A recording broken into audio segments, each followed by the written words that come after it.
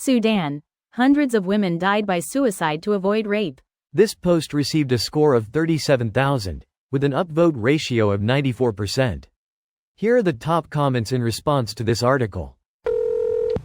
That is absolutely horrifying. And it won't get better anytime soon. What a sad world we live in.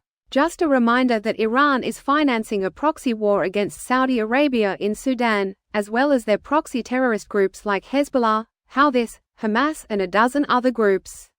The world is sad because of a very small number of people with too much power, like Ali Khamenei.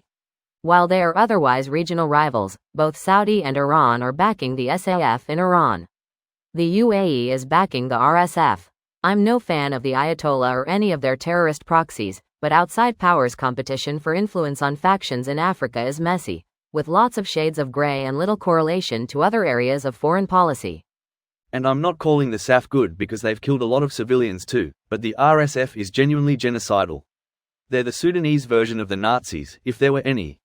The people committing beheadings, rapes, and burning people alive? Most of that is RSF. So if there's any side that should be supported, it should be SAF, not because they're particularly good, but because the alternative is so horrendous that, yes, they are the lesser of two evils.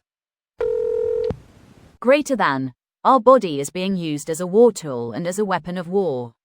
And very true, the women in central Sudan, they have been committing suicide because they couldn't bear the pain of gang rape and torture they are experiencing at the hand of the armed militia.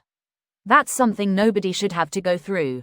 War is lame. Only the most pathetic and weakest of people commit acts against women like this. Absolutely shameful. Unfortunately and disgustingly, oftentimes these people put the shame on the women they've abused.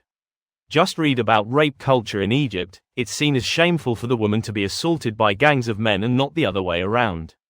These men don't feel shame. A rape happens in South Africa every 10 minutes, I read. Followed by India, then Pakistan. Egypt apparently isn't even third. Charming. Upper bound statistics for this sort of thing are impossible to collect. You can't reasonably get information on everyone who's gone through it, because most simply won't tell anyone unless they can rely on support structures in the society they live in. Vast majority won't tell a soul. They'll just live with it until the day they die. No one else will know, besides their assailant, especially not a surveyor. It's still a reasonable approximation. ETA. Y'all need to stop splitting hairs and get your heads out of your asses, LMAO.